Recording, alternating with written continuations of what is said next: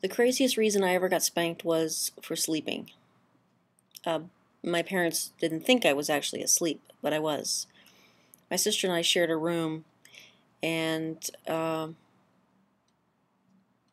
guess I was maybe 8 or so, and she was 6. And she always fell asleep before I did, as kids do, play for a little bit before we'd fall asleep. And my parents, from time to time, would have to yell at us to be quiet and go to sleep and, blah, blah, blah. Well, I guess for whatever reason, I fell asleep first, and my sister was still up playing. Next thing I know, I am awakened with the belt. And I'm like, crying, what's wrong? What did I do? I was asleep. And they said, no, you were playing. I said, I wasn't playing. And I think after some time, they realized that I really was asleep. Judging by my face, I don't know at what point they decided that I really was asleep. Anyway, so I got a spanking for being asleep. Guilty by association, I guess. My dad did not like the sound of gum chewing and popping of gum. He hated the sound of slurping straws, was another thing. And, of course, he hated, why he became a parent, I'll never know, but he hated the sound of us laughing. That, I think, was probably the saddest thing, and an early indicator that things wouldn't go well. And I understand when you're on a car trip and, kids giggle and laugh and whatnot, but I don't know. I just don't agree with, stifling kids that are obviously having a good time in the car, and kids can get loud in the car. I understand that. And so you do need to kind of tone them down. And trapped in a car there were 6 of us, can get loud with 4 kids. But I don't know, we had the gag rule, which meant, and I've mentioned this once before, which meant we weren't allowed to make a sound, any kind of sound. I do have a funny story about my dad. He was always very angry, and that's not the funny part, but I think when I think back of those days, I just remember him being angry all the time, and we could always tell the level of anger.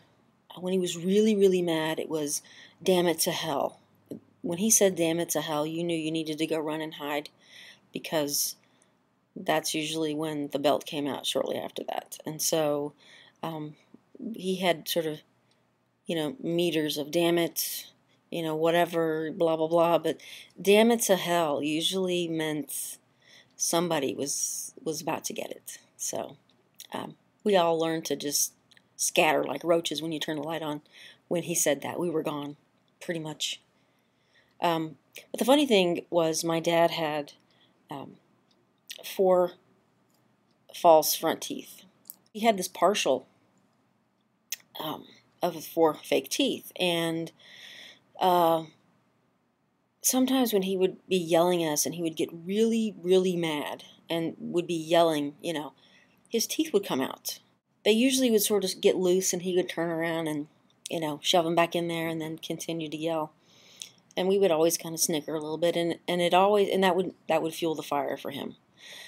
But you can't help it when someone's teeth start to fall out. It's kind of funny. Well, one day he's yelling at us, and he is just, screaming. And his teeth just fall clean to the floor. Fall right out of his head to the floor.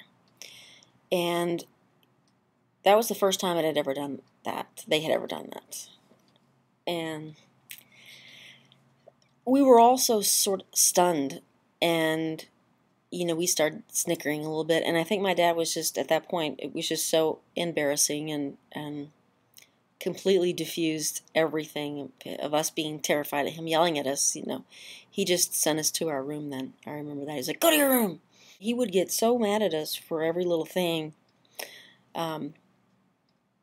Saturdays were like chore days where we all had to be there and do whatever, and so we were always all together, which usually meant lots of yelling. And it was one of those days where he was just really mad at us for something, and you just don't even remember what the anger was all about. But he was yelling and yelling and yelling and just completely red in the face and yelling, and he leaves. He had to leave the house because he was so angry with us. And then my mom steps in right after he leaves, and she starts yelling at us that, he's going to have a heart attack because of us, and that, we're going to kill him. And it's going to be all our fault because he's going to be yelling at us and have a heart attack and die. Some things just pop in your head sometimes, you don't think about them for a long time, and all of a sudden, boom, there they are. So, yeah, there you go.